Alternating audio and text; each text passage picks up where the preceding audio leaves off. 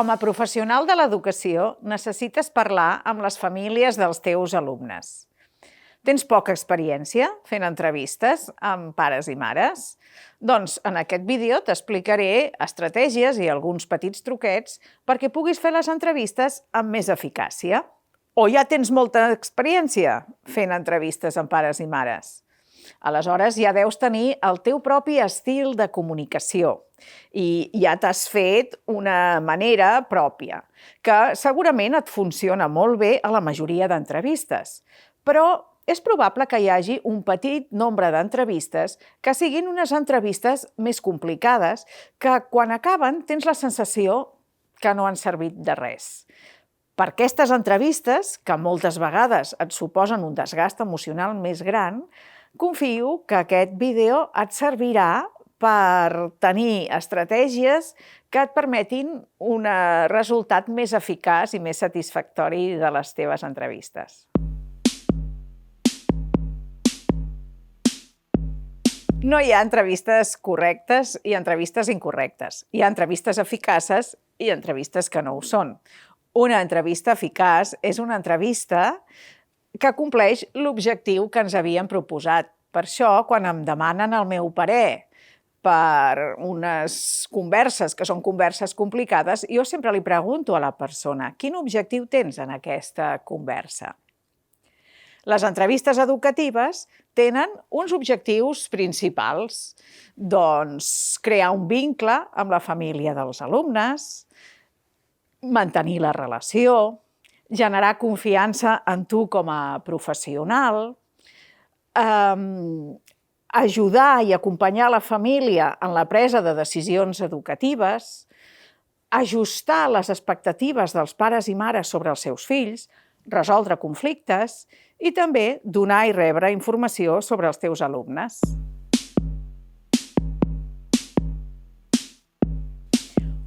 Una entrevista no és una conversa caòtica o circular, com si fos una conversa col·loquial. Com a professional de l'educació, et correspon organitzar l'entrevista perquè segueixi una sèrie de fases. D'aquesta manera, optimitzaràs el temps i asseguraràs més l'èxit de l'entrevista. Les fases que et proposo són una fase 1 d'acollida, una segona fase d'escolta empàtica, una tercera fase d'estratègia, que seria el centre de l'entrevista, una quarta fase de síntesi i una cinquena de comiat. Aproximadament s'assembla al que tu segurament intuïtivament ja fas. El que és més diferent és aquesta segona fase que proposo d'escolta empàtica.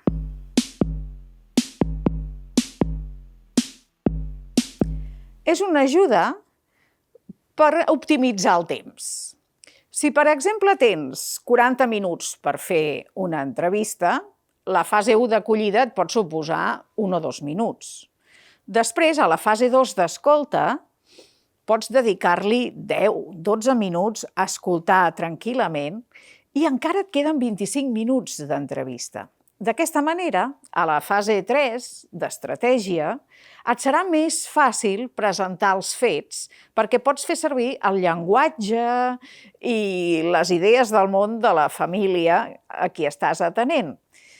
I a la fase 4 de resolució i de recerca d'opcions i d'alternatives també serà més fàcil perquè hi haurà hagut més empatia. També, quan arribis a la cinquena fase del comiat, et serà més fàcil tancar l'entrevista, perquè moltes vegades, quan l'entrevista s'acaba, surt el pare o la mare dient alguna cosa que volia dir.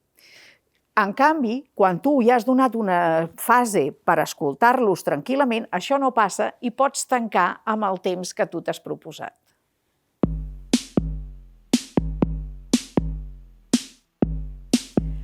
Doncs perquè una entrevista vagi evolucionant no n'hi ha prou en tenir-la preparada. Hi ha d'haver unes paraules, unes preguntes, unes propostes que hem d'anar dient perquè vagi avançant. Cada fase de l'entrevista té unes funcions comunicatives i aquestes funcions es realitzen a partir de paraules i l'expressió no verbal que les acompanya. Per exemple, en la fase 1 d'acollida hi ha d'haver salutació i hi ha d'haver mostres d'interès.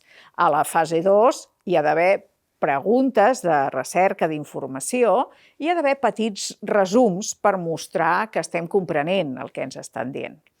A la fase 3 de l'estratègia hi ha d'haver un titular, un anunci del tema, després hi ha d'haver una petita narració dels fets i, finalment, una recerca d'alternatives o d'opcions.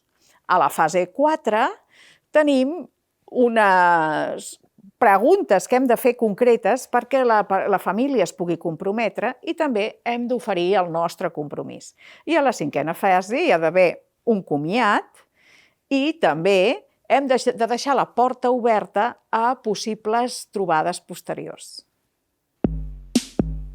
Podem concloure que una entrevista educativa és una conversa formal que té un objectiu que és comú a tots els participants de l'educació.